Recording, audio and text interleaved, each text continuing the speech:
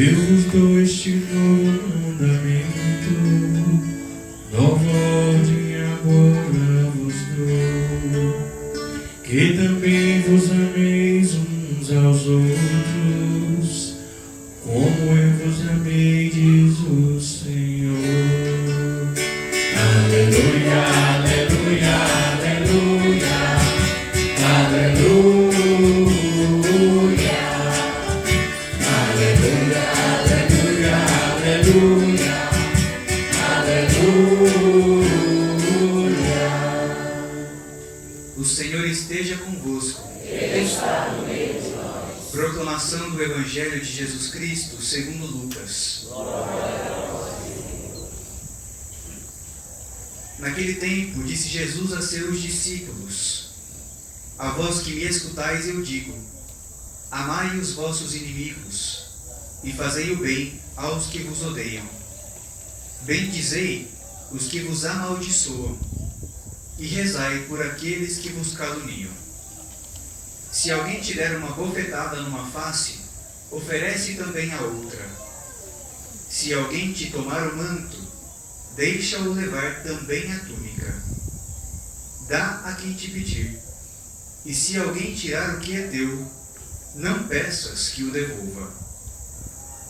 O que vós desejais que os outros vos façam, fazei-o também vós a eles. Se amais somente aqueles que vos amam, que recompensa tereis? Até os pecadores amam aqueles que os amam. E se fazeis o bem somente aos que vos fazem o bem, que recompensa tereis? Até os pecadores fazem assim. E se emprestais somente àqueles de quem esperais receber, que recompensa tereis? Até os pecadores emprestam aos pecadores, para receber de volta a mesma quantia. Ao contrário, amai os vossos inimigos. Fazei o bem e emprestai sem esperar coisa alguma em troca. Então, a vossa recompensa será grande, e sereis filhos do Altíssimo, porque Deus é bondoso também para com os ingratos e os maus. Sede misericordiosos, como também o vosso Pai é misericordioso. Não julgueis, e não sereis julgados. Não condeneis, e não sereis condenados. Perdoai, e sereis perdoados. Dai, e vos será dado. Uma boa medida, calcada, sacudida, transbordante, será colocada no vosso colo. Porque com a mesma medida com que medirdes os outros, vós também sereis medidos. Palavra da salvação. Glória a vós, Senhor. Podemos nos sentar um breve instante, queridos irmãos, queridas irmãs. O Evangelho de hoje nos convida a coisas que, falando só humanamente, só com a lógica humana, parece não ter lógica nenhuma, né? Os convites que Jesus nos faz nesse Evangelho parecem não ter lógica para nós, seres humanos. Afinal de contas, aqui na Assembleia, quem, quando receber uma bofetada, vai pedir outra? Quem aqui, quando alguém tomar alguma coisa de vocês, vai falar, não, toma isso daqui também? Quem aqui, quando passar alguma coisa a alguém emprestado, não vai pedir de volta quando essa pessoa não devolver depois de um tempo, né?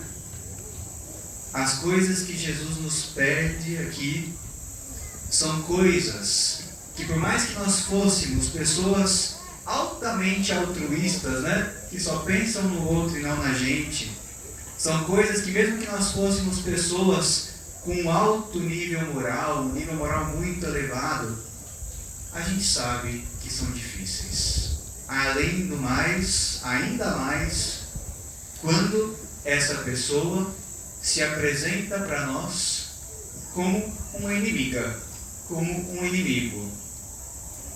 Quem aqui vai conseguir, com todo o seu coração, desejar o bem, fazer o bem, para quem a gente sabe que deseja o nosso mal e quer o nosso mal e faz o mal para a gente? é muito difícil. As coisas que Jesus nos pede aqui são muito difíceis. Jesus está pedindo da gente uma renovação completa. São coisas que pra gente parecem até sobre-humanas, né? A gente até fala, ai padre, eu sou só humano. Eu sou humano, eu não consigo levar uma atrás da outra. Não dá. Parece que está acima do ser humano, né?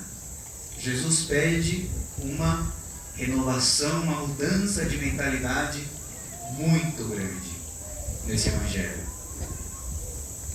Mas também as Sagradas Escrituras nos oferecem um exemplo. Nós escutamos na primeira leitura, no livro do profeta Samuel, a história de Davi e Saul. Davi e Saul eram rivais. Saul era o rei do povo. Davi era o chefe do exército, estava abaixo do rei, né? Era um subordinado do rei. Mas Davi começa a ficar mais famoso que Saul. Davi, com seus grandes feitos, depois de derrotar exércitos, depois de derrotar Golias, começa a ficar famoso e o povo começa a comparar os dois. E falavam coisas do tipo, Davi matou 1000, mas Saul matou 10.000. E o que começa a surgir no coração do rei Saul? A inveja, né? Os ciúmes. E junto com esses dois sentimentos, a maldade. E Saul começa a tentar matar Davi. Por mais de uma vez, tenta armar emboscadas, tenta fazer com que outros matassem a Davi. E Davi sabia muito bem disso, do que estava acontecendo. E aí nós chegamos ao relato de hoje, da primeira leitura. Foi entregue a Davi, de bandeja, de mão beijada ali, a faca e o queijo na mão, para matar Saul. Foi entregue para ele a oportunidade de ter feito isso. Mas qual é a reação de Davi? Ele diz, eu não quis estender a minha mão contra o ungido do Senhor.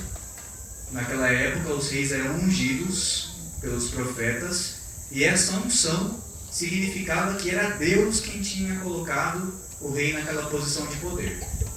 O rei mandava em nome de Deus, né? Governava em nome de Deus. Eu não quis estender minha mão contra o ungido do Senhor, diz Davi. Hoje em dia, quem é o ungido do Senhor? Quem é o ungido do Senhor? Todos nós.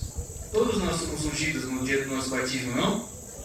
Como sacerdotes, profetas e reis.